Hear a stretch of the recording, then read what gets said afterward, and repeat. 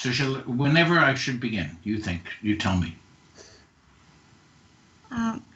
I think it will be okay. Okay. Sorry. Okay. Well, thank you, Amir Mahdi, for organizing this talk. And I wish I were able to give it in person. I hope that tomorrow's events, the inauguration, will bring about a period of very improved relations between our countries, and that Sheila and I will be able to visit Iran again. اوکی، از امیر مهدی پروفسور بلوم خیلی تشکر میکنن و میگن که امیدوارن که بتونیم به طور حضوری شما رو ببینیم و این مراسم تحلیف فردا هم شروعی باشه برای دوره جدیدی از روابط بهتری بین کشورهای ما و ایشون و پروفسور بلر بتونن ایران رو دوباره ببینن. Yes. So I'll talk about the minaret during the Seljuk period. And when the Seljuks came to power in the Eastern Islamic lands in the mid-11th century, the minaret, the tall, slender tower, had become the most gratifyingly visible sign of Islam. زمانی که سلجوقیان قدرت رو به دست گرفتن و به خصوص در نواحی شرقی سرزمین‌های اسلامی، مناره‌های بلند و کشیده علامتی شدن از حکومت اسلامی در این مناطق. And in contrast to earlier periods when a minaret had to be part of a mosque, it could now be placed virtually anywhere, because now everybody understood what a tower was supposed to mean. در تضاد با گذشته که مناره‌ها فقط در کنار مساجد قرار می‌گرفتن، در این دوره مناره‌ها در هر جایی میتونن تقریباً عملاً قرار بگیرن و تقریباً همه میدونن که اونها چه معنی دارن. But of course, most builders continued to erect towers next to mosques. But by the time when the Mongols had taken control of the region, builders had come to add them to other types of buildings with religious functions, particularly madrasas, which often had a small mosque in their plans. البته در این دوره هم خیلی از منارها رو در کنار مساجد قرار میدادن، ولی به مرور سازندگان این مناره ها رو در قسمت‌هایی از بناهای با کارکرد مذهبی کوچکتر هم قرار میدادن، مثل مدارس که البته مدارس هم یک قسمت مسجد کوچک داشتن معمولا. And in this period, builders in the central and eastern Islamic lands shifted their focus from the simple idea of constructing a tower to making it larger, elaborating its decoration, especially through the use of patterns of brick. And the introduction of terracotta and of brightly colored glazed tiles and the multiplication of inscriptions. Okay. در نواحی مرکزی و شرقی بیشتر سعی کردن که بناها رو بزرگتر کنن و بهشون اضافه بکنن و هم از لحاظ اندازه‌ای که داشتن و هم از نظر تزئیناتی که داشتن، به خصوص با تزئینات در واقع آجرکاری‌های که دارای نقش برجسته بودن و کاشی‌هایی که لعاب داشتن. Professor, I'm sorry, can you put the sentences in smaller parts? I'm afraid yes, I will lose some parts. Yes, sure. And that there's also the idea that the evidence that the idea of paired towers flanking a portal or an evan was developed during the Seljuk period. Indeed, during the Seljuk period. و این ایده هم وجود داره که مناره هایی که در واقع دو مناره که در اطراف دو سمت یک ورودی یا یک ایوان قرار بگیرن در دوره سلجوقی به وجود اومده و پیشرفت کرده. And this is the period when towers were transformed into significant architectural statements in their own right. و در این دوره است که مناره ها آنطور که باید به سطح اهمیت خودشون رسیدن. And later towers, in later periods, might have more colorful decoration, but all the essential features of the Iranian tower tradition were realized during this period. مناره هایی که بعداً ساخته شدن ممکنه که مشخصات بیشتری یا رنگی‌تری داشته باشن، ولی اکثر مشخصه های اصلی این مناره ها در دوره سلجوقیان بنا نهاده میشه. So the period was dominated by the Seljuks. این دوره بیشتر تحت یعنی سلجوقیان سلطه داشتند. And the Abbasid caliphs in Baghdad originally welcomed the Seljuks because they were firmly Sunni and especially Hanafi and promised to change the advance of Shiism under the Fatimids and Buyids, the Fatimids in Egypt and the Buyids in northern Iran. عباسیان در بغداد ورود سلجوقیان رو در واقع از این ورودشون خوشحال بودن و خوش آمد گفتن، چون که اونها اکثرا سنی بودن و به خصوص حنفی بودن و همینطور این پیشنهاد رو میدادن که جلوی نفوذ شیعه رو به خصوص از سمت فاطمیان در مصر و از سمت آل بویه در نواحی شمالی ایران رو میگیرن. And both of those Shiites did not, they believed that the tower was an unacceptable innovation in a mosque. They did not like towers. این دو گروه به خصوص از مناره ها استقبالی نمی کردن و فقط شاید در کنار مساجد اونها رو قبول داشتن. On the eastern fringes of their empire, the Seljuks were often at odds with their rivals, the Ghaznavids and Ghurids, for control of Afghanistan and access to India. در نواحی شرقی این در واقع نواحی تحت سلطه سلجوقیان اونها در تضاد بودن با در واقع در رقابت بودن با غوریان برای به دست آوردن افغانستان. And on the west,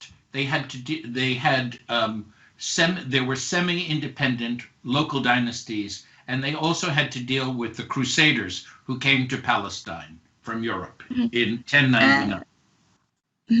1099. و در نواحی غربی هم در واقع با صلیبیون و سلسله های نیمه مستقلی که وجود داشتند در جدال بودن در حدود سالهای 1099. So during this period, when armies were defending and expanding the frontiers of Islam against pagan and Christian armies, towers were not, which had not been very common, became more common. So this shows where the towers were before the Seljuks came to power. و به خصوص در این دوران که مسلمانان با پگنها و مسیحیان در جدال بودن، منارها اهمیت بیشتری پیدا کردن. نواحی که توی نقشه با دایره‌های قرمز نشون داده میشه، منارهایی که از قبل وجود داشتن. And they came to be a favorite marker of the presence of Islam. And in this period, they became one of the most characteristic features of Islamic architecture. و به مرور نشانه مشخصی از اسلام شدند و هرچه بیشتر گذشت یکی از شاخصه‌های اصلی معماری اسلامی شدند. And they particularly are popular in the 12th century, and there are approximately 40 extant in Iran alone. And surely there were dozens more that haven't survived. و به خصوص در قرن 12 خیلی تعدادشون بیشتر شد و محبوبیت پیدا کردن. فقط در ایران حدود 40 مورد وجود داره و قطعاً تعداد خیلی بیشتری وجود dاشته که از بین رفتن احتمالاً. So the question is why? In earlier times, go ahead. سوال اینه که چرا؟ In earlier times, towers had been erected principally in the big cities. But in this period, they're found not only in big cities like Isfahan and Merv, but also in small towns and villages like Ardistan and Zavari. در گذشته مناره ها بیشتر در شهرهای بزرگ قرار داشتن، ولی در این دوره نه تنها در شهرهای بزرگی مثل اصفهان و مرو، بلکه در شهرهای کوچکتر و روستاهای مانند زواره and where؟ اردستان.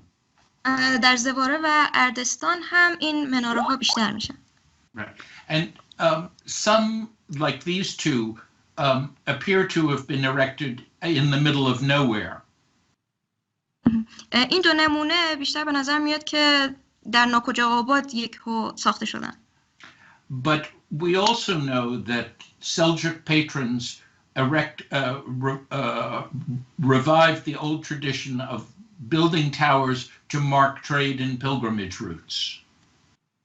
ولی ما میدونیم که بیشتر متولیان حامی این مناره ها اونها رو می ساختن تا در واقع راه‌های زیارتی و راه‌های تجاری رو مشخص کنن. And the Seljuk ruler in Kerman erected markers on the roads through the desert, but we don't know what they looked like. و در واقع والی کرمان نمونه ای از این میل‌ها در بیابان رو میسازه ولی ما نمیدونیم که چرا. Some towers may once have been attached to buildings that have now vanished.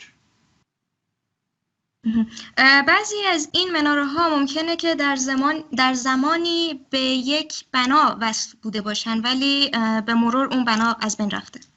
And these towers were built of baked brick, and they were for stability, and they were more likely to survive than adjacent buildings built of mud brick.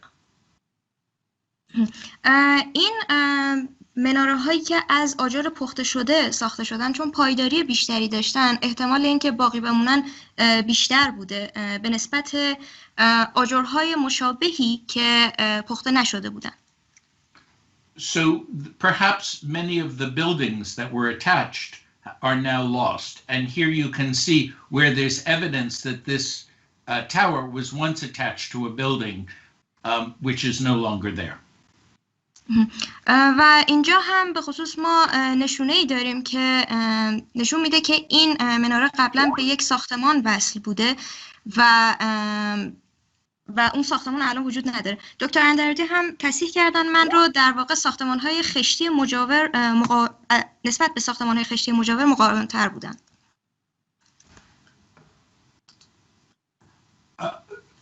In the earlier period, towers were always located opposite the Qibla of a mosque.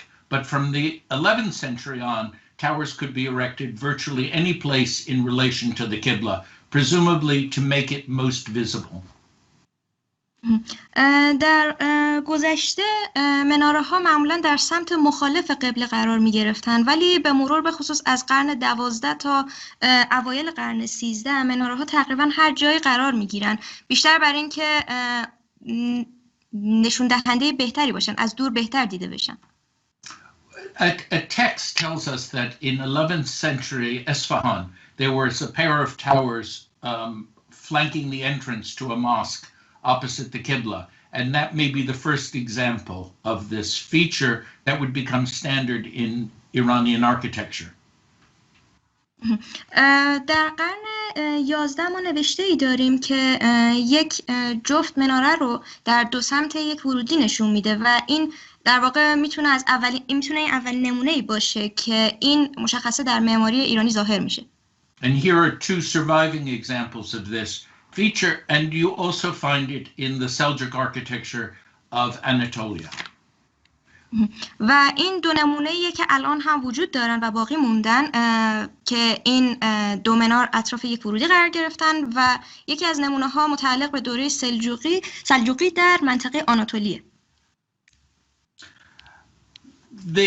The Turks made this cylindrical brick tower more increasingly common throughout the region, and they often combined the simple cylindrical shaft with a base that was octagonal or star-shaped with flanges. این نمونه‌ای که در غزنه قرار داره در واقع یک پایه به شکل 8 ضلعی یا به شکل یک ستاره داره. در واقع از یک استوانه ساده به این شکل میرن و بیرون زدگی هایی هم داره. Although the tops of these towers have fallen, it's still impressive that so many have survived. And they must have become increasingly sophisticated in their knowledge of brick construction. در قسمت‌های بالایی معمولا فرو ریختن، ولی در این نمونه که سالم مونده نشون میده که مهارت بیشتری در ساخت این مناره‌ها پیدا کردن. At Ghazni, for example, there were wooden beams that were inserted into the brick structure to provide tensile strength and perhaps to spread the loads and control the leveling of the brick courses during construction. در این نمونه که در غزنی قرار داره، تیرهای چوبی میان آجرها قرار گرفتن تا بار رو پخش کنن و همینطور هم در واقع سطح بندی اونها رو چک کنن، کنترل کنن. And someone told me that I'm sorry. و نیروی کششی هم به وجود میارن. Many years ago, a colleague of Shahriar Adl told me that he thought that they used different mortars between the rising joints between the bricks and the horizontal joints between the courses of bricks, which was a weaker mortar horizontally. در واقع پرفسور میگن که سالها قبل آقای شهریار عدل بهشون گفتن که دو نوع ملات متفاوت استفاده میکردن. یک ملات برای سطح افقی بین آجرها که ضعیفتر بوده و یک ملات قویتر برای سطح عمودی بین آجرها. And this had the effect, he thought, of the way a waiter carries a pile of plates, allowing a little bit of slipping without the whole thing collapsing. این مثل یک نمونه از در واقع گارسون میمونه که یک عالمه بشقاب رو با خودش حمل کنه که یک کمی اجازه میده یک کمی جابجا بشن ولی بدون که بیفتن. Well, although many of the minarets have lost their upper portions, like those in Ghazni, the most extraordinary example, of course, is the 60-meter tall minaret at Jam in Afghanistan. خیلی از مناره ها مانند مناره‌ای که در غزنی قرار داره ممکنه که بیشتر تزیینات خودشون رو از دست داده باشن، ولی این مناره‌ای که در جمع می‌بینیم نمونه خوبی از در واقع مناره های دوره سلجوقی. So the bottom shaft has a heavy cylindrical core with the staircases wrapping around the core. در این نمونه در پایه اون یک هسته استوانه‌ای قرار داره و که اون رو نگه می‌داره و مناره جام. And the upper shaft is hollow, but it has flanges inside to strengthen the shaft. در بخش استوانه بالایی در واقع تو خالیه ولی بیرون زدگی هایی به سمت داخل داره که پایداری اون رو تقویت میکنه. Sometimes the lower part of the shaft had rounded flanges or angular flanges. The different parts of the shaft were normally separated by balconies supported on Muqarnas cornices, but they have broken away and the balconies fallen along with the upper parts. در قسمت‌های پایینی این منارها ممکنه که در واقع پایه‌های به شکل دایره‌ای و یا زاویه‌دار وجود داشته باشن، ولی در قسمت‌های بالایی اونها معمولاً مقرنس‌های بیرون زده‌ای بوده که روی اونها هم بالکن‌های چوبی قرار داشتن، ولی به مرور این مقرنس‌ها از بین رفتن و همینطور هم این بالکن‌ها ریخته شدن. And this one survives. This one was photographed about 100 years ago in Sistan, in Afghan Sistan. و این نمونه در حدود 100 سال پیش عکس گرفته شده در سیستان.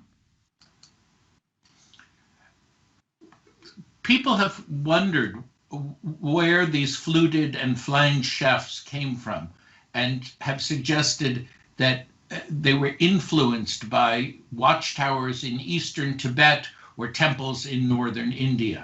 But it is impossible for me to imagine how or why patrons would have adopted such models. معمولا این سوال وجود داشته که چطور این مناره‌های توخالی که دارای بیرونزدگی هم هستن در این نواحی به وجود اومدن. بعضیا میگن که اونها از در واقع برج‌های دیدبانی تبت شرقی یا شمال هند گرفته شدن، ولی پروفسور بلوم میگن که این احتمالش کمه.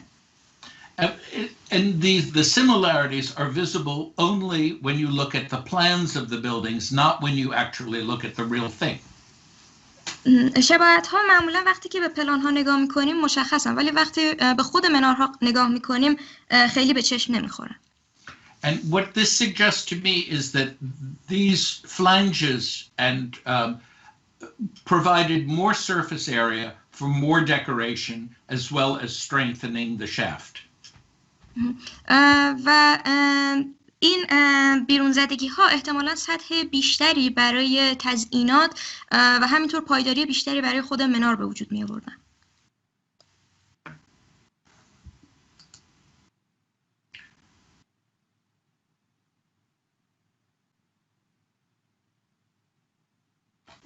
Well, the structure of the tower made a statement that could be seen from a great distance.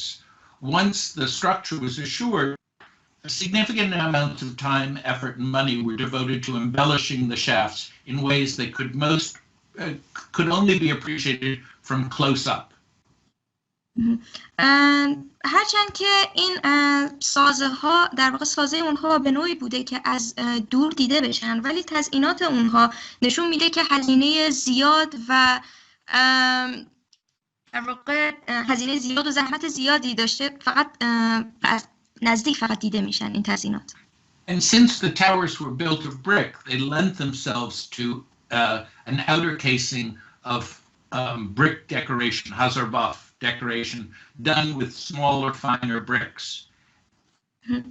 و چون که این مناره ها از در واقع آجر ساخته شدن، در بیرون اونها تزییناتی با آجر به نام هزارباف وجود داره.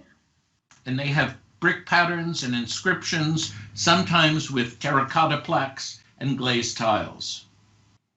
و در اونها الگوهایی با آجر و کاشی وجود داره که گاهی اوقات هم با آجرهایی که نقش برجسته دارن هم تزیین شده.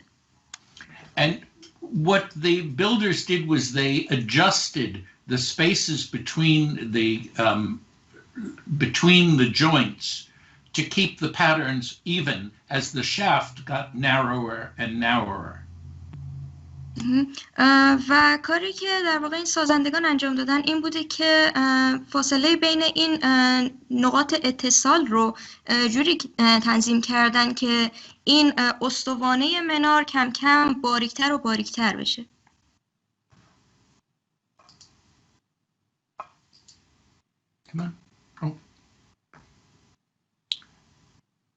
And typically the shaft was divided into a series of broad horizontal bands. Because a single pattern over the whole thing would create a lot of challenges for the designer. معمولاً این مناره ها جوری طراحی می شدن که در واقع بندهای متفاوتی به طور افقی دور اون قرار گرفته باشن و اون رو تزیین کنن، چون که اگر این بندها یک اندازه و یک شکل باشن چالش‌های زیادی برای ساختن اون رو به وجود میارن. And sometimes the patterns alternate, so there are coarser patterns and finer patterns to provide visual interest, and then sometimes with a band of terracotta or glazed tile at the top, though these may have been restored in later times. گاهی این ردیف‌های تزیینات به طور متناوب تکرار میشن تا دید بصری بهتری رو به وجود بیارن و گاهی هم در انتهای اونها آجرهای لعابدار یا کاشی‌ها یا در واقع آجرهای با نقشه برجسته هم وجود داشته و با اونها تزیینشون کردن. البته این نمونه‌ای که اونجا وجود داشت احتمالاً در قرن‌های بعدی بازسازی شده بوده. And the decorative program at the minaret of Jam is very complex, with ornament covering the entire shaft from the base to the very top, except where the balconies, the lost wooden balconies, would have been hidden. And much of the, okay, go ahead. Sorry. و این نمونه‌ای که در جام وجود داره از لحاظ تزیینات خیلی پیچیده تره، چون که از پایین تا بالای اون رو تزیینات فرا گرفته، به جز قسمتی که احتمالاً اون بالکن چوبی قرار داشته و الان جاش خالی مونده. And the decoration is organized, well, in two ways, either in horizontal bands or vertical panels. And it's the bottom shaft is wrapped by a broad panel with vegetal and interlaced motifs and inscriptions. تزییناتی که اینجا قرار داره در دو نوع افقی، در واقع به صورت بندهای افقی و یک سری سطوح عمودی تزیین شدن که در این ستون عمودی ما طرحهای در هم پیچیده رو طرحهای انتزاعی در هم پیچیده رو می‌بینیم. And the use of glazed tile shows that the designers were exploiting all the decorative techniques available in the period. در واقع استفاده از این آجرهای لابدار نشون میده که سازندگان تمام مهارت‌ها و روش‌هایی که در اون زمان وجود داشته رو داشتن به کار می‌بستن و امتحان می‌کردن. And leaving aside the early the tiles at Damghan in Bukhara, the first securely dated example of glazed tile on an Iranian tower is at Sin, near Isfahan.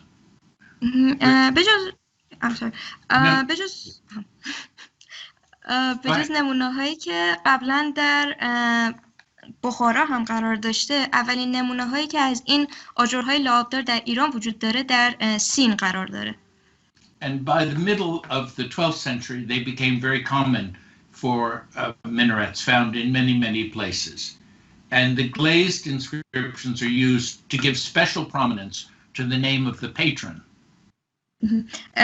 ولی در اواسط قرن 12 خیلی متداول میشن در تزیین مناره ها و به خصوص این آجرهای لابدار به گونه‌ای استفاده میشدن که اسم حامی و والی رو در واقع بیارن. They play an increasingly important role, inscriptions do, in the decoration of towers.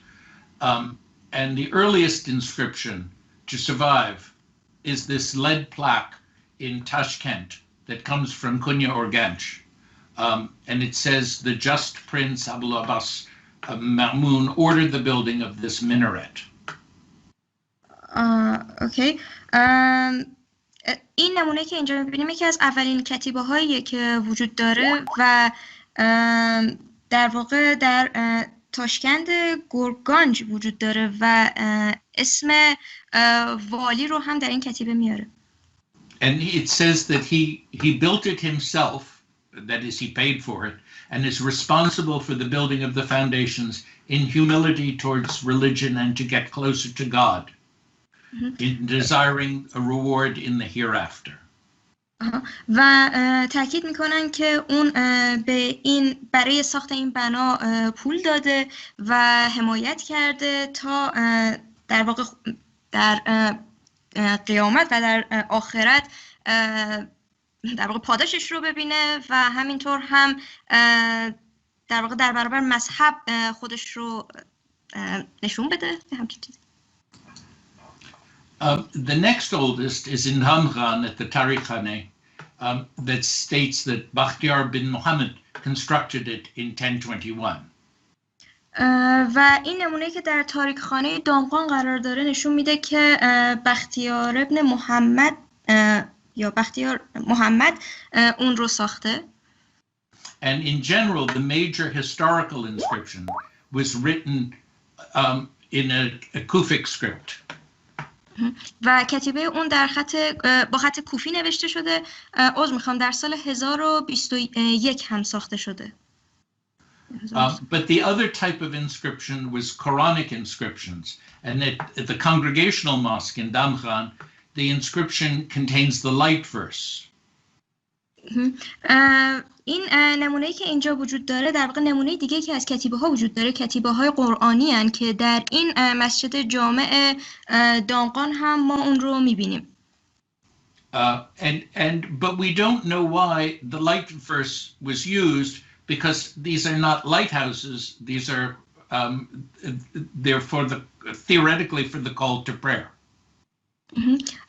ما نمیدونیم البته چرا از آیه نور برای کتیبه این مناره استفاده شده، چون که خیلی ربطی نداره این مناره و بله. And at Sin, the inscription has something to do with the calling to prayer, calling to God.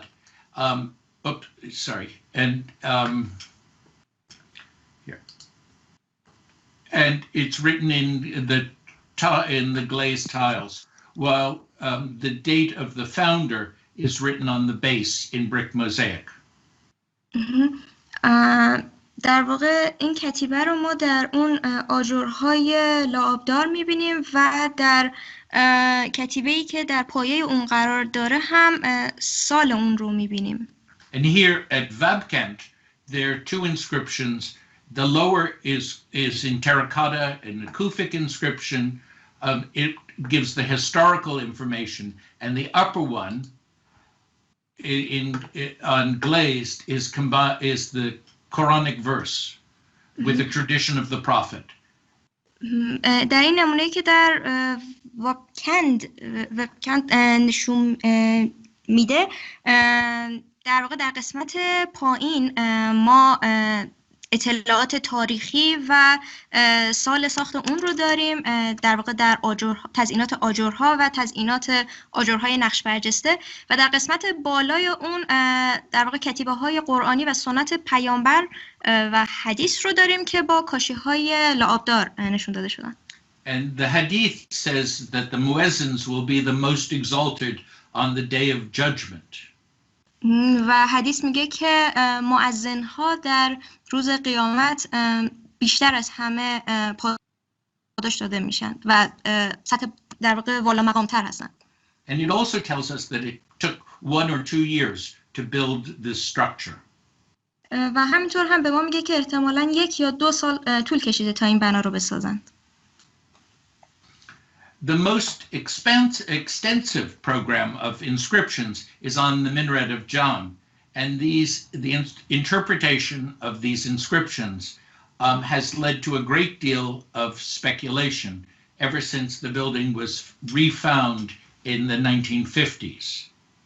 And yeah, go ahead. و کتیبه پیچیده تر و پرجزئیات تری رو ما در اینجا در جام داریم که خیلی هم مورد بحث بوده و در واقع وقتی دوباره در سال I'm sorry in 1950s it was 1954 I think. در سال 1954 که دوباره پیدا میشه هم بیشتر سرش بحث میکنن.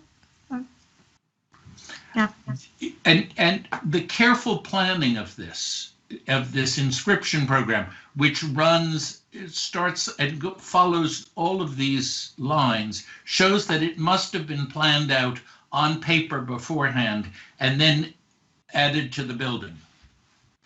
این طرح‌های پیچیده و در هم رفته‌ای که اینجا می‌بینیم که در واقع در امتداد این خط‌ها ادامه پیدا می‌کنن نشون میده که احتمالاً به صورت گرافیکی قبل از اینکه ساخته بشن روی کاغذ کشیده شده بودن. And the various meanings proposed for this minaret raise the question of if or whether a particular architectural form, namely a tower, was transformed into a vehicle for specific meanings. در واقع دلایل متفاوتی ممکنه وجود داشته باشه که یک فرم معماری خاصی مانند مناره ها تبدیل به وسیله برای انتقال معانی خاصی شده باشن به مرور. The 19th century European explorers identified the two towers at Ghazni, which you see here with their upper story, as victory towers, but they never explained why Muslims should be suddenly using victory towers, attaching them to a mosque. در قرن 19 این دو منار رو در غزنه پیدا میکنن و در این تصویر با طبقات بالایی اونها نشون داده شده و به اینها در واقع مناره های پیروزی گفته میشه، ولی معلوم نیست که چرا مسلمانان باید مناره های پیروزی داشته باشن. And more recently, in the 20th century, the German art historian Ernst Dietz said that towers were mystical symbols. ولی در به تازگی در قرن 20 در واقع معمار آلمانی ارنست دیتز اشاره میکنه که اینها احتمالاً معانی سمبولیکی داشتن.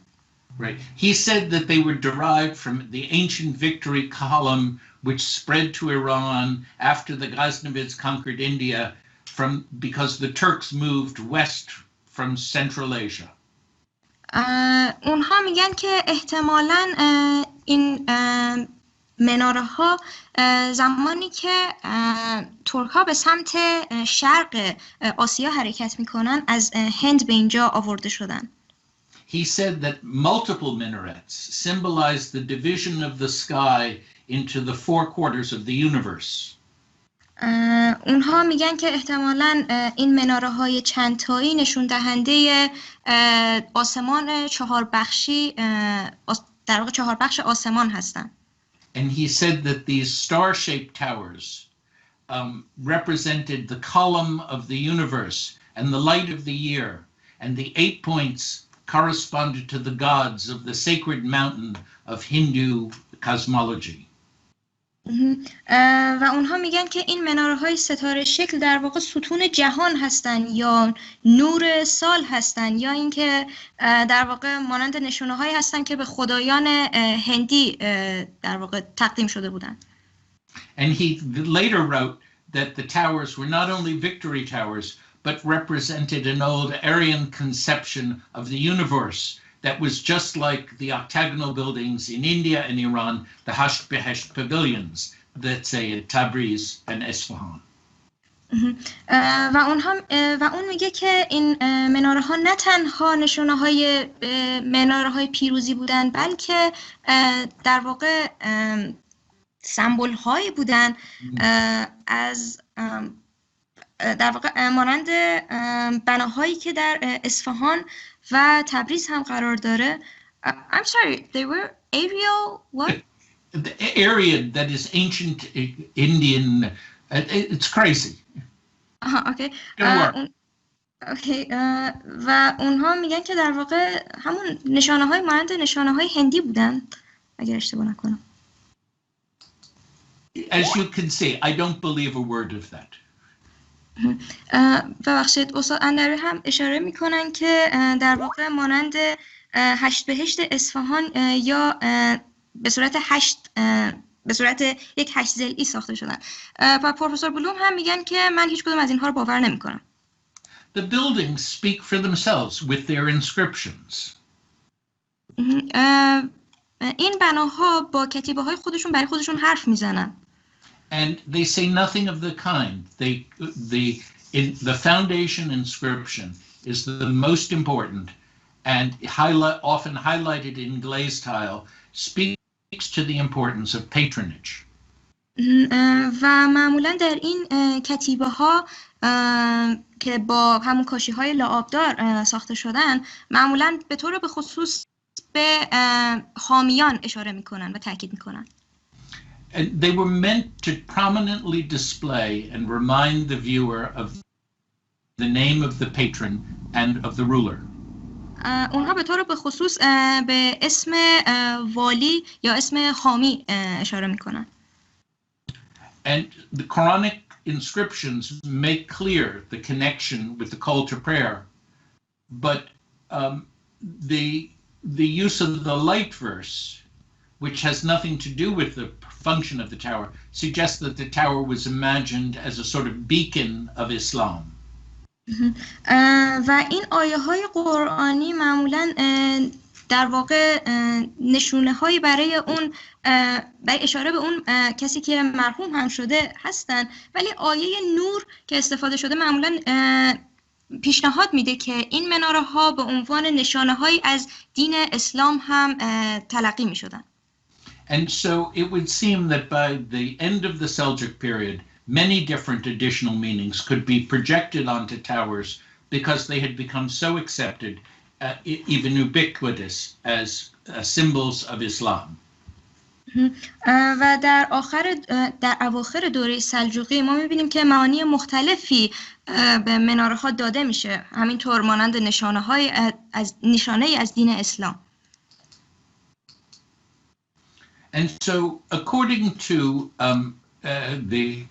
the writer Ibn Khaldun, the Seljuk Sultan Tokrul said, "I should be ashamed to appear before God were I to build for myself a dwelling and not erect a mosque beside it." و سلطان طغرل سلجوقی در واقع این رو میگه که من نمیتونم در برابر خود، یعنی به اون دنیا برم اگر که یک بنایی در کنار یک مسجد نسازم و برپا نکنم، و این رو تاریخدان ابن خلکان میگه. And lesser rulers would build a madrasa or endow a waqf or order their own mausoleum to ensure the perpetual memory of their families. و والیان در واقع با مقام پایین‌تر بناهای کوچکتری می‌ساختن مانند مدرسه یا مساجد کوچکتر. But by then the tower, which had been universally accepted as a sign of Islam and capable of carrying many meanings and various meanings locally, turned out to be the right form at the right time. ولی تا اون زمان مناره ها که در واقع معنی خودشون رو پیدا کرده بودن به صورتی مکان اصلی خودشون رو، مکان حقیقی خودشون رو در دنیا پیدا کردن و همونطور که باید نشانه های از اسلام هستن. And thank you. Thank you. و تشکر میکنم پروفسور بلوم.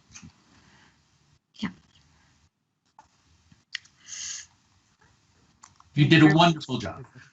I'm really sorry. I had many mistakes and. No. خادم زاده هستم. خیلی ممنونم آقای دکتر، خیلی لطف کردین، زحمت کشیدین. متشکرم. اگر اجازه بدید دوستان سوالاتشون رو مطرح بکنن از این که باز تشکر کنید که لطف کردین و بر مطالعاتتون رو در اختیار ما گذاشتین. Okay, Professor Blume, our dear professor, Professor Khodamzadeh, thanks you for your amazing presentation. And if you have the time, maybe others can ask their questions, if it's okay. Yes, okay. Yes. لطفاً اگر سوالی دارین مطرح بکنید، من ترجمه میکنم. سلام خدمت همگی و خیلی تشکر میکنم از جناب پرفسور برای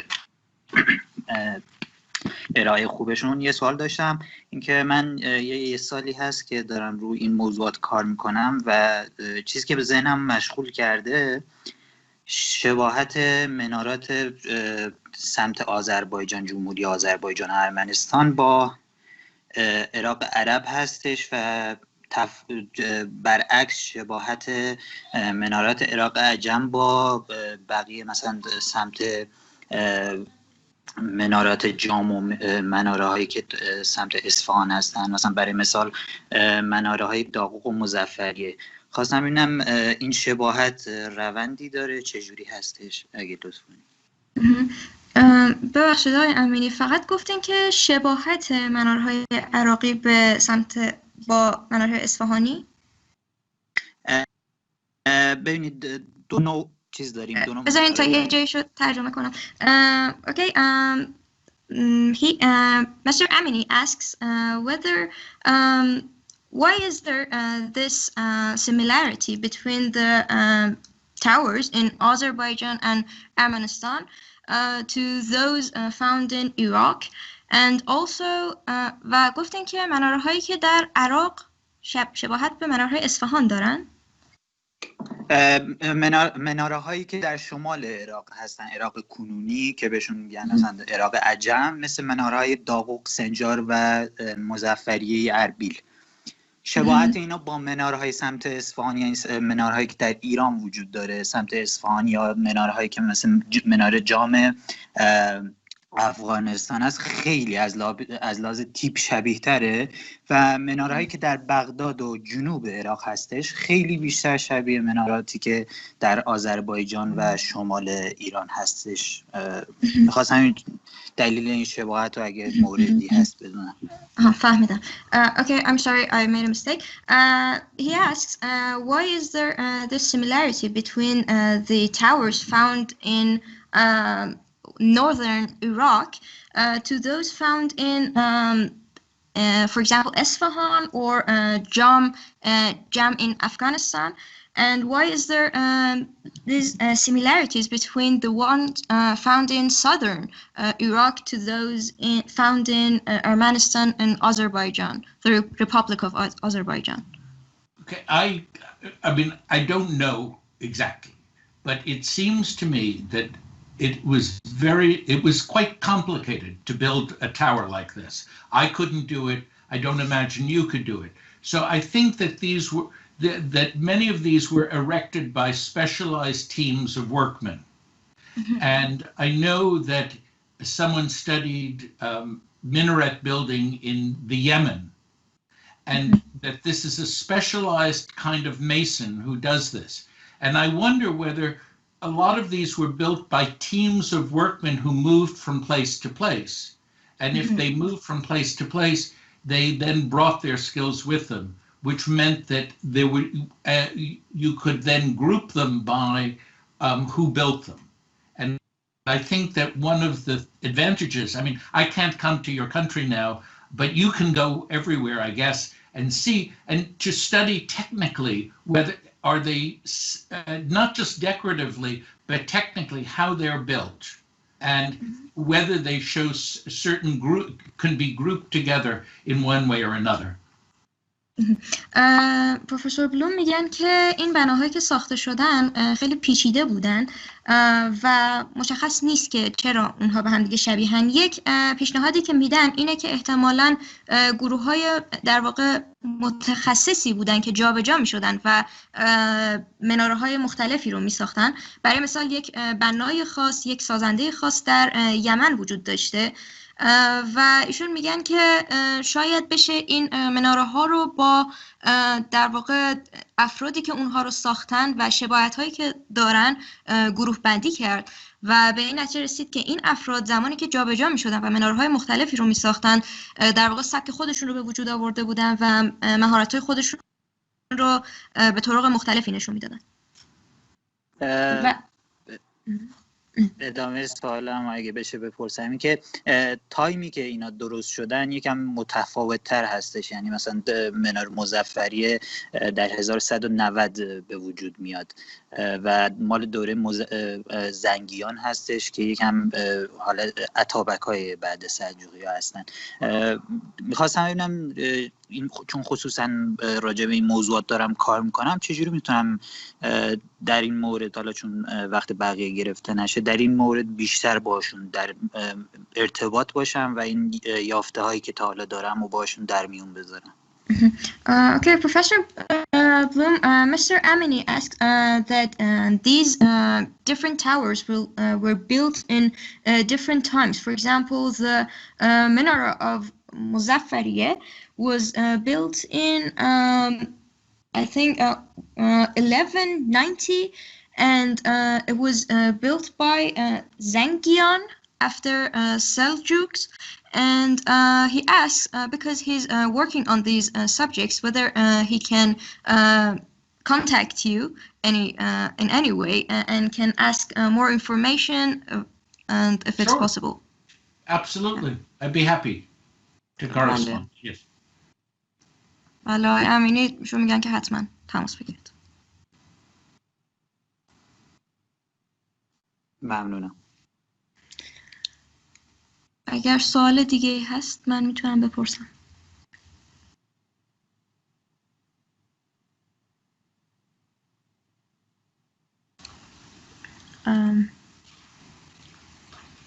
Well, Professor Baloum, this is Dr. Andarudi, and I would like to appreciate your presence in our university on behalf of the University of Tehran. And it was very interesting and important themes that you discussed with us. I have a question, and I would be very grateful if you could provide me some answers. I noticed that you have presented a map of position of the 40 different kinds of minarets all over Iran. When we study all these minarets together, can we have some suppositions about their positioning? Like the old routes, can we follow an old route when we find different successive minarets?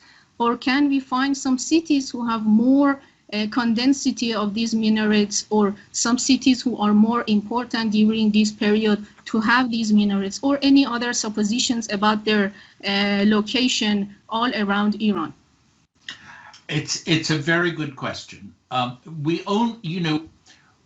have I think about 40 examples that survive or we know about from texts, but there must have been many more. And I guess I could. Can I go? I don't know whether I can go back to the map, but it's quite clear that many of them are in Esfahan and the Esfahan region, and so and that's an important city. And I think, as in Cairo during the Mamluk period, this was a form of competition between that. Every patron wanted to erect one that was higher and taller and more beautiful. So that explains one grouping. I think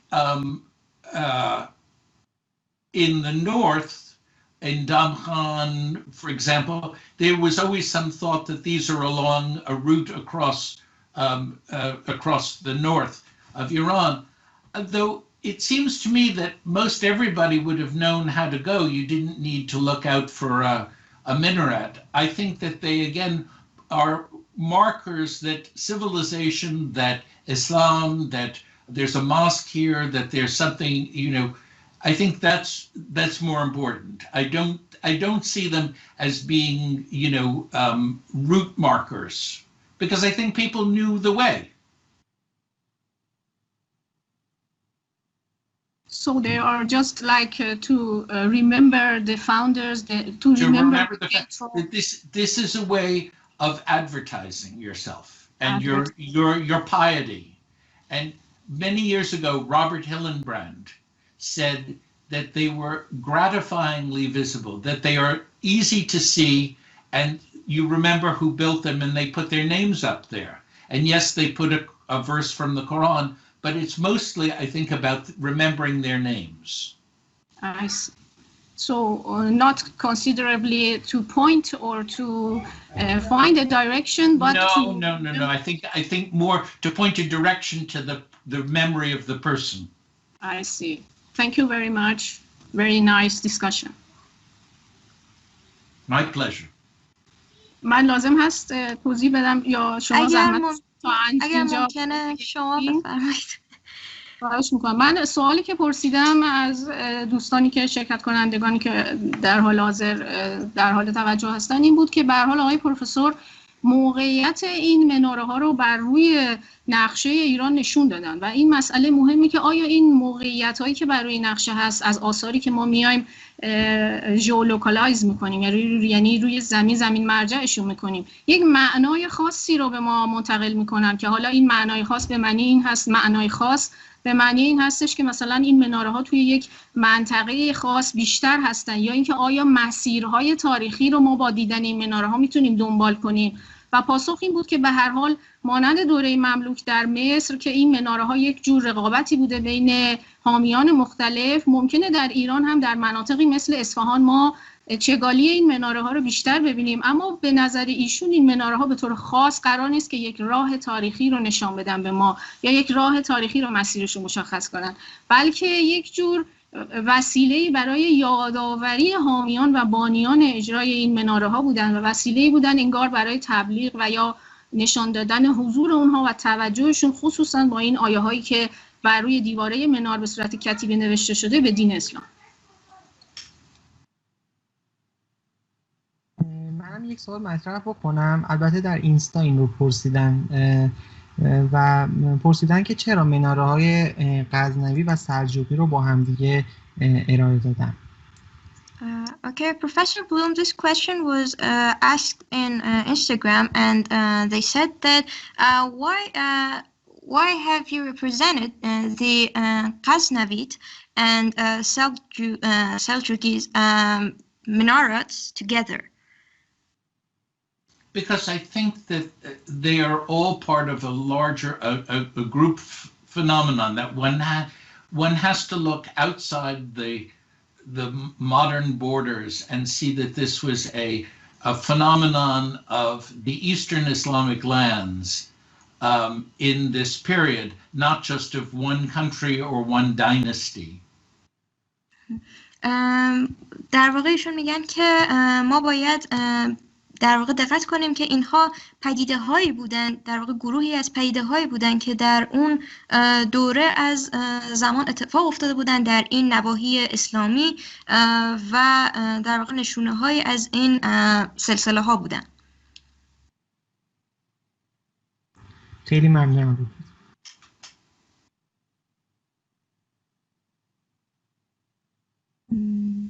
اگر سوال دیگری هست بپرسم، اگر که نیست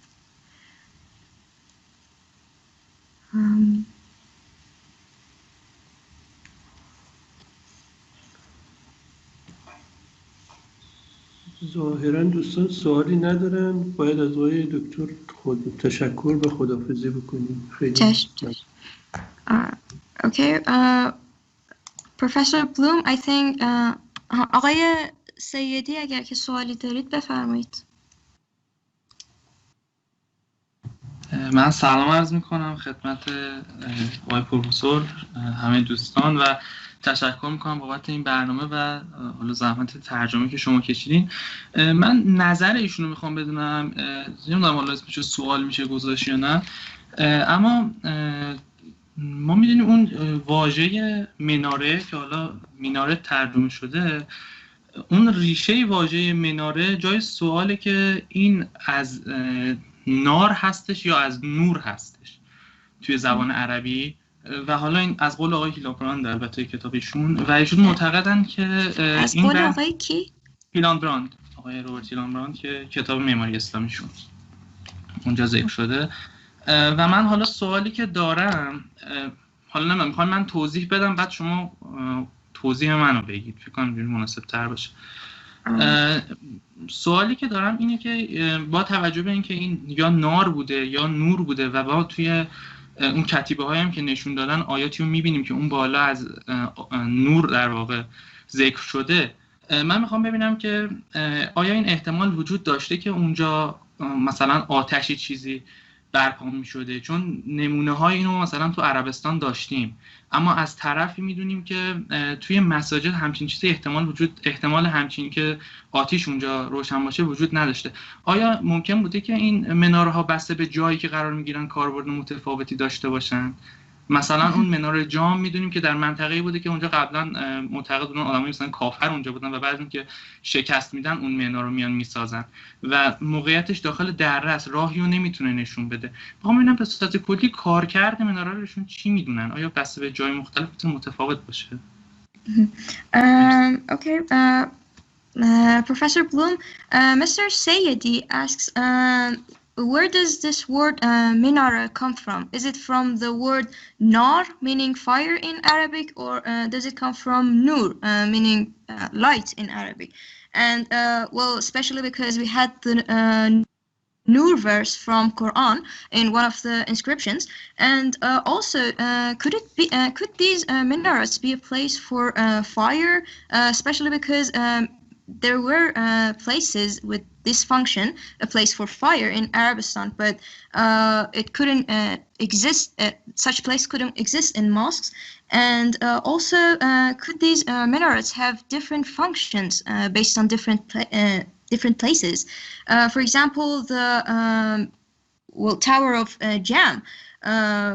Well, there were suggestions that it was for pagans, especially because it was situated in a valley and it couldn't show a special way, special road. So what are your suggestions and opinion? This is a very important question, and it's a very difficult one. It's the interesting thing is that the common word for this type of tower has nothing to do with its function. That and if you want me to stop, I can, Okay, thank you. ایشون میگن که این خیلی سوال سختیه و جواب خیلی پیچیده‌ای هم داره. در واقع لغتی که برای این بناها به کار میره مناره هیچ ربطی به کاربرد اون نداره تقریبا.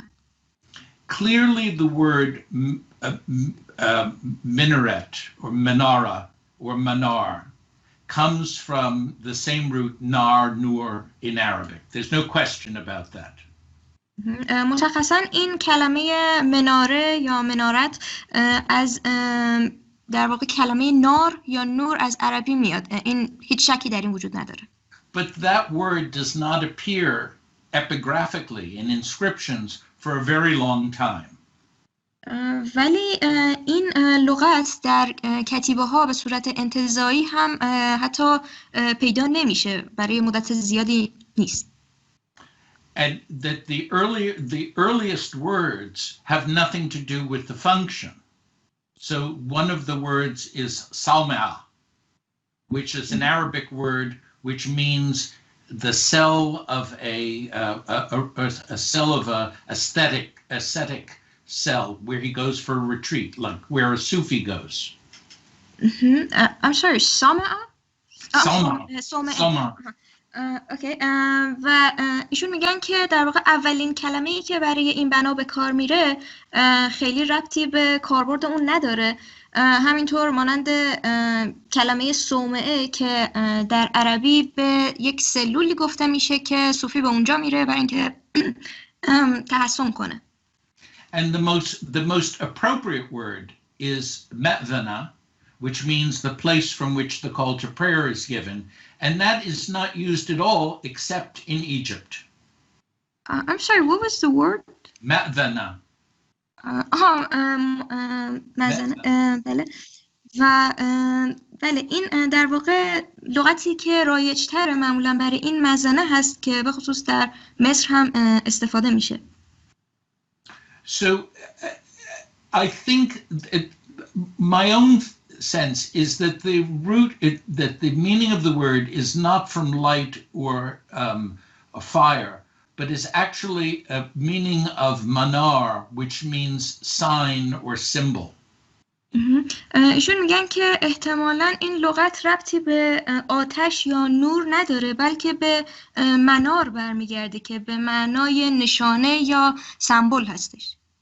And that this is the origin. That is what my feeling is, that it's the origin, and that people have then put added meanings to it to try and explain it and explain its function.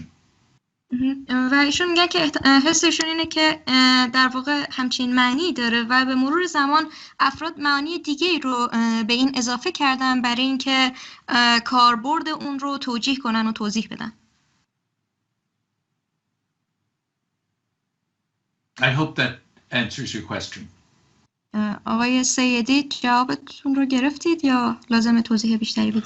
من خیلی تشکر میکنم. من پاسخم رو تقریبا گرفتم، اما یه سوالی که دیگه که ایجاد شد اگه فرصت هست البته بپرسم، اینکه راجع به صومعه که فرمودن، صومعه بیشتر توی غرب دنیای اسلام، تمدن اسلامی استفاده شده، جاهایی که حالا احتمالی بوده که این در واقع یک غرفه‌ای هم وجود داشته برای عبادت. اگه اشتباه نکنم غزالی هم همچین چیزی رو تعریف میکنه که این مدتی توی صومعه مونده بوده. به نظرشون آیا صومعه راجع به مناره‌هایی که در شرق دنیای اسلام هم وجود داشته کاربرد داشته یا نه؟ هر جا با توجه به چون مناره‌های غرب خیلیاشون پلانشون مربعه و اتاق دارن داخلشون، ولی خب می‌بینیم مناره‌های شرقی اینجوری نیستن. به نظرشون آیا این تفاوت کاربری که وجود داشته این نام‌ها رو بهشون داده یا نه؟ Okay, Professor Bloom, Mr. Saidi asks that this word used soma in Western Islamic lands.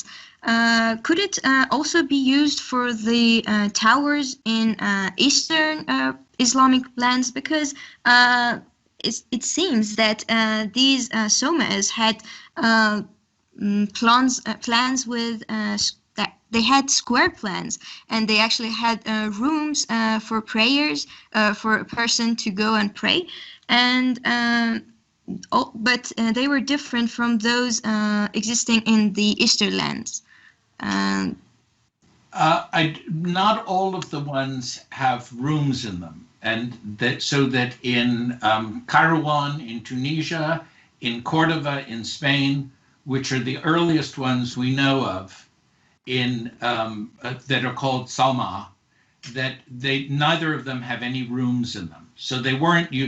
It is what the original place of the call to prayer, according to tradition, was from the roof of a mosque. And in early times, Muslims built little shelters on the roof of a mosque, which were used to protect the muezzin from the elements. بله، ایشون میگن که همه اونها البته اتاق نداشتن. نمونه‌های اولیه‌ای که مثلا در کوردوبا قرار دارند. Sorry, Cordoba and where also? Kairouan.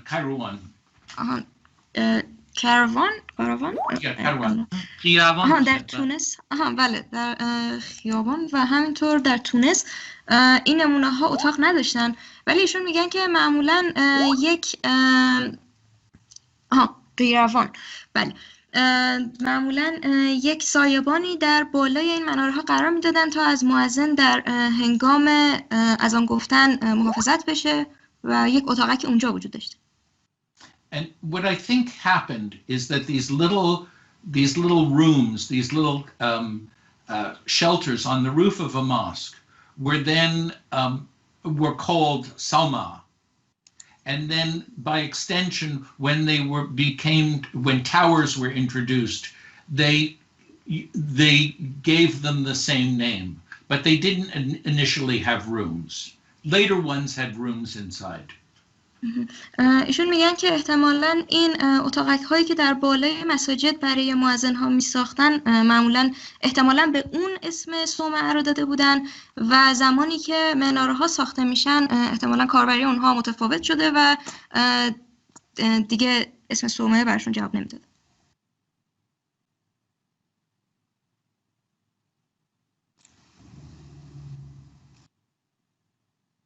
And I guess I could say that the Shia originally objected, the Fatimids and the Buyids objected to building towers because they believed that the tradition of the Prophet was to give the call to prayer only from the roof of the mosque. و معمولا شیعه ها و به خصوص فاطمیان و آل بویه با این روش مناره سازی مخالف بودن و اونها اعتقاد داشتن که اذان فقط باید از همون بالای مسجد گفته بشه. But I think what happened was that as the tower became a symbol of Islam rather than a place of the call to prayer, that it became acceptable to almost everybody accepted it, that this was not offensive, this was a symbol of the mosque of Islam. ولی به مرور که مناره ها تبدیل به سمبولی از اسلام شدن تا اینکه فقط یک جایی برای مؤذن باشن، این موضوع که مناره ها ساخته باشن دیگه توهین‌آمیز نبوده و مورد قبول بوده.